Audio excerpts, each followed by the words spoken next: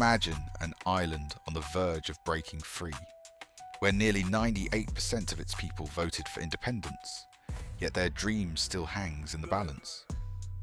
Bougainville has set September 1st, 2027, as its deadline to become the world's newest nation. But is it truly ready? History has seen new nations rise and fall. Some found success, but others, like Nauru and South Sudan, suffered economic and political collapse. Could Bougainville repeat their mistakes?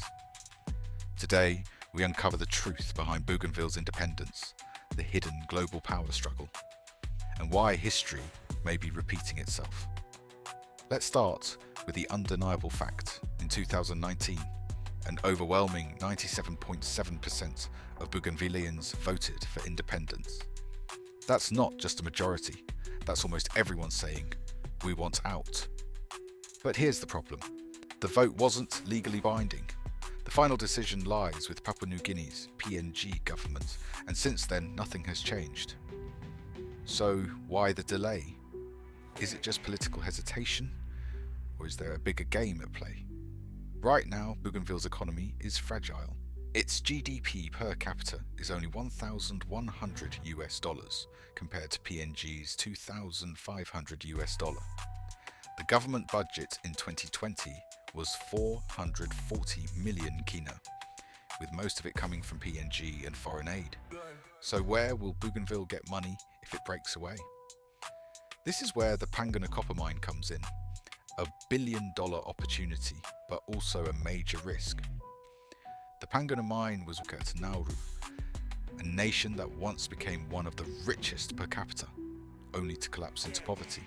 Nauru is a perfect example of what happens when a country depends too much on a single resource. In the 1970s, Nauru was one of the richest nations per capita, thanks to phosphate mining. The government provided free healthcare, free education, and even free trips overseas for its citizens. But by the 1990s, the phosphate was gone, and so was Nauru's wealth. Today, Nauru is struggling, relying on foreign aid and hosting Australia's refugee detention centres to stay afloat. If Bougainville relies too much on Panguna and doesn't diversify its economy, it could face the same fate as Nauru. And if that's not worrying enough, let's look at South Sudan, one of the most tragic independence stories in modern history. When South Sudan gained independence from Sudan in 2011, the world celebrated. But what happened next was a nightmare. 90% of its economy depended on oil. Once the oil stopped flowing due to conflicts, the economy collapsed. Within 2 years, South Sudan was in a brutal civil war, with 400,000 people killed and millions displaced. What went wrong? South Sudan rushed into independence without a stable economy, strong institutions, or a clear long-term plan. Bougainville must learn from this. Independence is not just about breaking away. It's about being ready to govern and sustain a country. And speaking of obstacles, let's talk about the superpowers who might be delaying Bougainville's independence. Some say PNG is deliberately stalling Bougainville's independence, but let's be honest, big players like Australia, China and the US all have a stake in this. Australia wants a stable PNG and fears Bougainville's independence could inspire other regions to break away. China sees Bougainville as a strategic gold mine.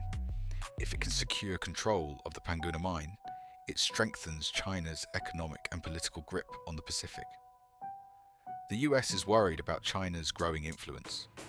That's why Washington recently signed a security deal with PNG to keep Bougainville under PNG's control.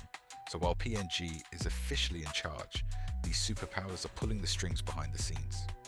Bougainville's leaders have set September 1st, 2027 as the deadline for independence. But is it realistic? Economically, Bougainville still depends on PNG and foreign aid. Politically, they need strong governance to avoid instability. Socially, they must address land disputes before Panguna reopens. And most importantly, they must avoid the mistakes of Nauru and South Sudan. If Bougainville gains independence without a strong economic foundation, it risks becoming a failed state, trapped in poverty, debt, or even conflict. Bougainville's dream of independence is strong, but without proper planning, it could become a nightmare. The people are ready. The vote was clear. But the economy and governance need serious work before 2027. The big question is, will Bougainville learn from Nauru and South Sudan? Or will history repeat itself? What do you think? Should Bougainville push forward no matter what? Or should they wait and build a stronger foundation first? Drop your thoughts in the comments below. If you found this discussion eye-opening, don't forget to like, subscribe, and hit the bell icon for more deep dives into Pacific affairs and global politics. Until next time, stay informed, stay engaged, and let's keep the conversation going. An independent sovereign state for Bougainville in the near future